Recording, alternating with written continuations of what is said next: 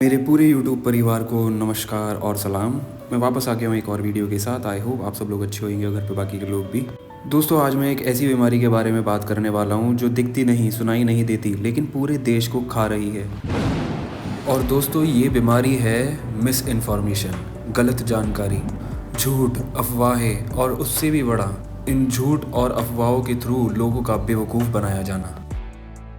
दोस्तों, भारत की सबसे बड़ी बीमारी बेरोज़गारी, महंगाई, करप्शन नहीं है। सबसे बड़ी समस्या है गलत जानकारी। अब आप पूछेंगे इतना सब छोड़ के ये क्यों?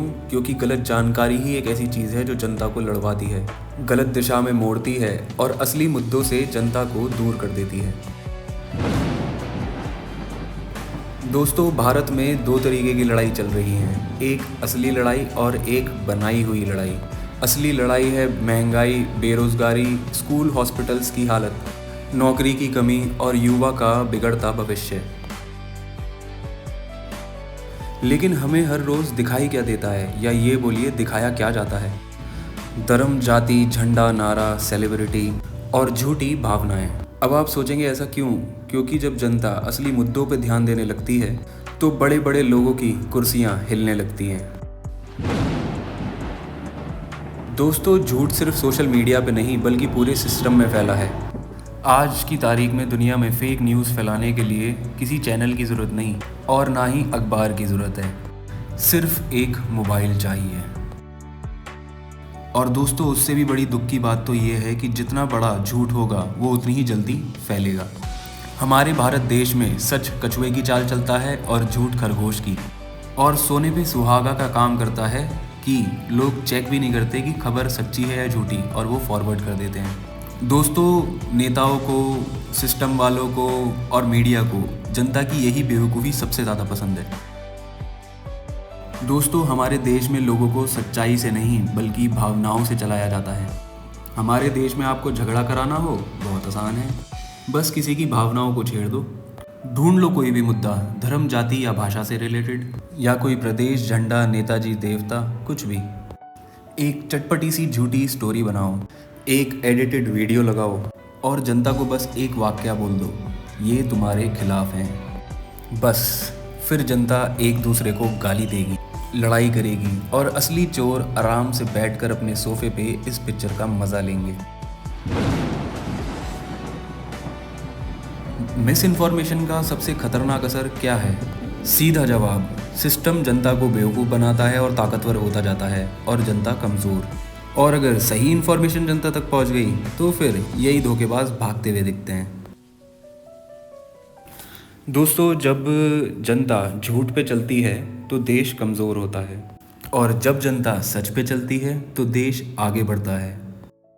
दोस्तों, झूठ से नफ़रत बढ़ती है, दिमागी संतुलन खराब होता है, जिससे सोचने की क्षमता ख़त्म होने लगती है, और सबसे खतरनाक इसी वजह से सिस्टम की नफ़रती सोच में फंस के जनता कंट्रोल में आ जाती है, सिस्टम से खेल के पाप को बढ़ावा देने वाले लोगों के।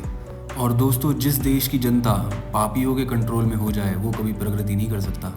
हमारे देश के लोग सोए हुए हैं या फिर सुलाए जा रहे हैं, ये सिर्फ जनता की गलती नहीं, असल में लोगों को जानबूझकर सुलाया जाता है।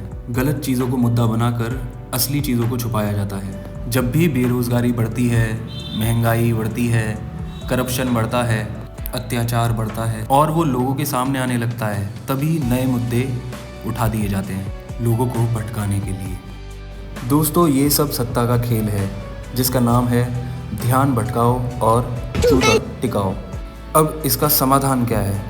असल में देश नहीं बदल पाएगा जब तक असल जानकारी जनता तक नहीं पहुंचेगी। जैसे किसी भी बीमारी को कोई दवाई ठीक करती है, वैसे ही झूठ की बीमारी को सच्चाई ही ठीक कर सकती है। और सबसे दुख की बात तो ये है कि ये काम कोई नेता, मीडिया या और कोई जिम्मेदार अधिकारी नहीं कर रहा है, और जो कर रहे हैं उनको रोका जा रहा है। और ये काम इसलिए आपको करना होगा, हमको करना होगा, हमारे देश के हर नागरिक को करना होगा। अब आप ज़रूर से सोचेंगे कि कैसे पता चले कि इस खबर झूठ है या फिर सच। 3 आसान सी चेकलिस्ट जिनकी मदद से कोई गांव का इंसान, आपका पड़ोसी या आपका दुश्मन तक समझ जाएगा कि सच क्या है। 1, अगर खबर आपको गुस्सा दिला रही है तो 50% चांस है कि ये झूठ है। खबर अगर एक ही पेज या फिर चैनल पर है या आपकी व्हाट्सएप यूनिवर्सिटी पर है तो 70% तक चांस है कि वो एडिटेड है। और अगर खबर के अंदर कोई भी सबूत नहीं है, सिर्फ भावनाएं हैं, तो 90% तक चांस है कि वो फेक है। बस इतना सा दिमाग लगा लो और यकीन मानो कोई भी आपको बेवकूफ़ नहीं बना पाएगा। हर खबर को ऑथेंटिक प्लेटफॉर्म से वेरीफाई करो। दोस्तों, देश तब बर्बाद नहीं होता जब उसके पास संसाधन ना हो। असल में देश तब बर्बाद होता है जब उसके लोग सोचना छोड़ देते हैं। सवाल पूछना कोई देशद्रोह नहीं होता। सवाल पूछना हमारा हक है, जिम्मेदारी है और समझदारी भी। और हाँ, सबसे मेन, सवाल पूछना देशभक्ति है। इसलिए डरो मत, सोचो, गीली लकड़ी मत बनो, सच की चिंगारी पकड़ो। और सबसे ज़रूरी, किसी भी झूठ को अपनी भावनाओं पर राज मत करने दो। और हाँ, मेरे साथ जुड़ के मेरा समर्थन करो क्योंकि मैं सच्चाई दिखाने आया हूँ। कड़वी लगेगी लेकिन दवाई भी तो कड़वी ही होती है। और प्रकृति के लिए हमेशा सच्चाई काम करती है, झूठ नहीं। जय हिंद, जय भारत, जय हनुमान। भाजपा को सच्चाई चुभती है, इसीलिए सच को झूठ का मेकअप लगाकर बेचते हैं। पाटन में हुई राहुल गांधी की जिस रैली का वीडियो वायरल किया जा रहा है, उसकी कवरेज के लिए मैं वहां पर मौजूद था। राहुल गांधी ने आलू से सोना बनाने की मशीन वाली जो बात कही, वो दरअसल उन्होंने नरेंद्र मोदी के हवाले से कही।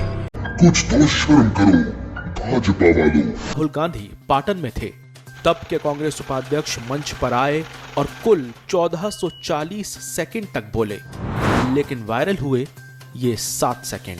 ऐसी मशीन लगाऊंगा, इस साइड से आलू घुसेगा, उस साइड से सोना निकलेगा। अब देखिए पूरा बयान। आलू के किसानों को कहा, ऐसी मशीन लगाऊंगा, इस साइड से आलू घुसेगा, उस साइड से सोना निकलेगा। इस साइड से आलू डालो, उस साइड से सोना निकालो। इतना पैसा बनेगा, आपको पता नहीं होगा क्या करना है पैसे का। मेरे शब्द नहीं है, नरेंद्र मोदी जी के शब्द हैं। यानी कुछ शब्दों पर कैंची चली। भागलपुर में तो कहा जाता है कि यहां पेड़ भी सोना उगलते हैं। स्कूली शिक्षा गांव में किया, और जैसे मैडम बता रही थी ना कि अपनी शिक्षा के कारण आदमी आगे नहीं बढ़ता है, तो मेरी शिक्षा ही नहीं हुई इसलिए बढ़ गया। पहली बात तो मैं कोई पढ़ा लिखा व्यक्ति नहीं, लेकिन परमात्मा की कृपा है और उसके कारण शायद मुझे नई नई चीजें जानना सीखने का बड़ा शौक है। कितना पढ़े हैं आप? वैसे तो मैंने 17 साल की आयु में घर छोड़ दिया। स्कूली शिक्षा के बाद मैं निकल गया। तब से लेकर के आज तक मैं भटक रहा हूँ। सिर्फ स्कूल तक पढ़े, मतलब प्राइमरी स्कूल तक, हाई स्कूल तक। बाबा खेल रहा है खेल, आस्था की आड़ में भर रहा है जेब, चमत्कार के नाम पे चल रहा है धंधा, भोली जनता को बना रहा है अंधा। गाड़ी बंगला और सोने का सिंहासन, भक्तों के पैसे। बाप से बड़ा मोदी है। जो बाप पैदा किया ना, देख से चुप रहो, बाप जो पैदा किया उससे बड़ा मोदी है। उतना वो भगवान है, भगवान उनका नाम है भगवान। बात कर रहा है, लेकिन कोई सबूत नहीं। मेरे पास 4 नल हथियार है, रिवॉल्वर है, बंदूक है, राइफल है। कितनी जानकारी है अब तक आपकी? ये सब कर बोल देंगे ना, हदस जाइएगा, हम डर जाएंगे। अरे हाँ भाई, कहानी सुने में कितना मैंने मर्डर किया, लेकिन बतवा हमको चुनाव लड़ना है ना, इसलिए ये सब नहीं बोले। नाम क्यों काटा? आप वहाँ गए थे फॉर्म देने? नहीं गए थे, हम आए हैं फॉर्म लेने। आपने नाम किस बेस पे काटा? हाँ, आप हमारे घर नहीं आए हो। अब बताइए, आप आगे बताइए, आपने नाम काटा कैसे? आपने मार्किंग कैसे की? 10 दिन में आपने मार्किंग भी कर दी। बताइए ना, जवाब दो मैडम। घर घर जाके बांटने का काम था, यहाँ ही नहीं रुकने वाले हम। हाँ, पहले आपने इनके काटे तब आपके बड़ा। मैं आपको इतनी सारी वो देने की तो कौन देगा? हम कुछ नहीं, हमें कुछ चीजें भी नहीं। हम ये कह रहे हैं, एक घर के अंदर आपने सूचना आप ये लो, आप नहीं दोगे तो कौन देगा? आप बताइए ना, कौन देगा ये सूचना में? पहली बात तो ये घर आए तो फॉर्म नहीं दे, घर आके इन्होंने फॉर्म नहीं दिया। यहाँ इनसे लेने आ रहे तो इन्होंने कह रहे मैंने नाम काट दिया। भाई आपने किस बेस पे नाम काटा है? वो किराएदार है? कितने नाम काटने का टारगेट है आपके पास? ये सही तरीके आपके और भी लोग काम करते हैं नाम मत बताइए यार घर पे काम कर रहे हैं वो सामने मेरे जैसे काम कर रहे हो किस यहाँ पे काम कर रहे हो ये तरीका सही है क्या ये पूरे बर्बादी के कर बर्बादी में लगे हुए हो पूरा तरह आपने ये नाम काटा कैसे खाने के लिए आप लोगों को अनाज मिलता रहेगा। ठाकुर साहब आप न होते तो हम भूखे मर जाते। हाँ सरकार मेहरबानी सरकार की अकेला मिल जाएगा यार इन लोगों से कागज पर इनके अंगूठों के निशान ले लूं ठाकुर? अभी नहीं, पहले इन लोगों को हराम की खाने की आदत पड़ने दो, उसके बाद ठाकुर साहब की जय, ठाकुर साहब की जय। आप लोग रोना बंद कीजिए, मेरे तक आवाज आ रही है।